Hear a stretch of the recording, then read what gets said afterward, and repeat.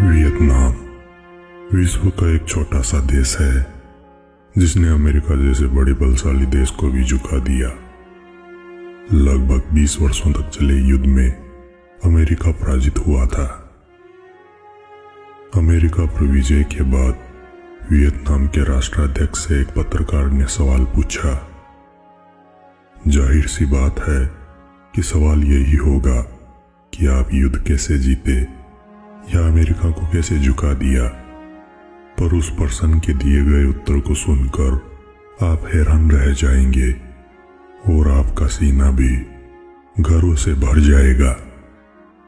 सभी देशों में सबसे शक्तिशाली देश अमेरिका को हराने के लिए मैंने एक महान व श्रेष्ठ भारतीय राजा का चरित्र पढ़ा था और उस जीवनी से मिली प्रेरणा व युद्ध नीति का प्रयोग कर हमने सरलता से विजय प्राप्त की। आगे पत्रकार ने पूछा, कौन थे वो महान राजा? दोस्तों, जब से मैंने पढ़ा तब से मेरा सीना गर्व से चौड़ा हो गया। आपका भी सीना गर्व से भर जाएगा।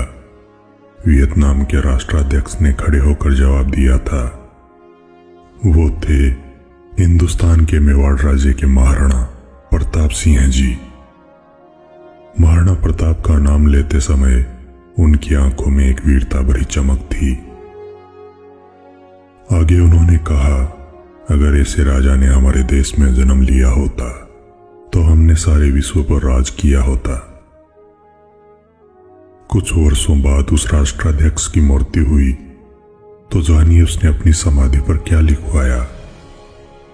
यह महाराणा प्रताप के एक शिष्य की समाधि है। कालांतर में वियतनाम के विदेश मंत्री भारत के दौरे पर आए थे।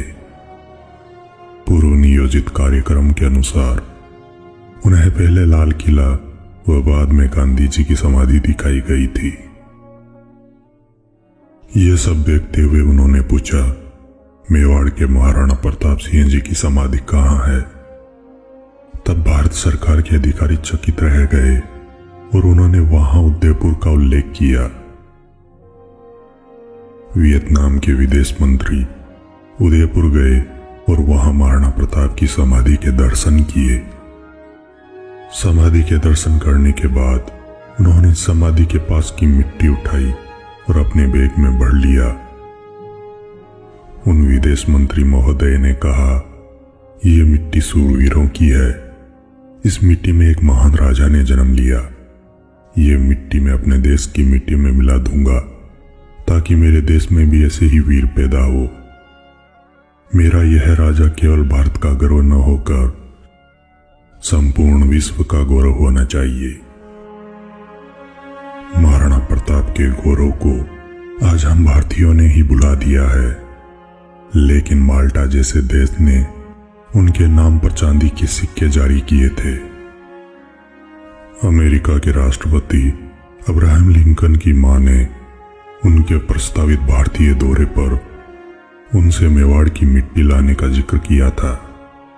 वहीं जब इंग्लैंड के सम्राट और महारानी भारतीय दौरे पर आए तो उन्होंने सबसे पहले उदयपुर का भ्रमण किया ताकि उस महान वीर के जन्म स्थान को देख सके। एक व्यापारी जो अपना सर्वस्व इनके चरणों में लुटा देता है। वे भील जो किसी राजा के अधीन रहना पसंद नहीं करते थे, वे अपनी हर सांस इन पर न्यौछावर करने को तैयार थे। वो घोड़ा जो बोल नहीं सकता था अपने स्वामी के खातिर कुर्बान हो गया। वो बेजुबान हाथी जो मुगलों द्वारा पकड़ा गया मर गया पर मुगलों के हाथों से जल न पिया।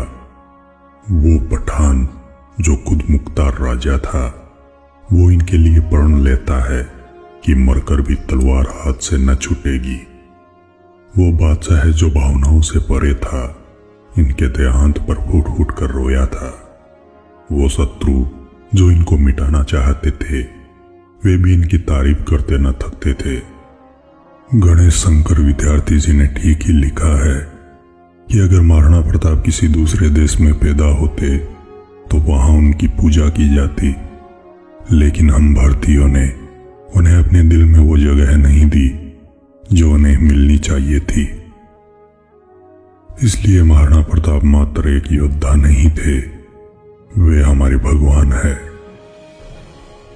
सिर्फ अपेक्षा की जाती है कि यह वीडियो आप अभिमान के साथ अपने सभी दोस्तों के साथ शेयर करेंगे।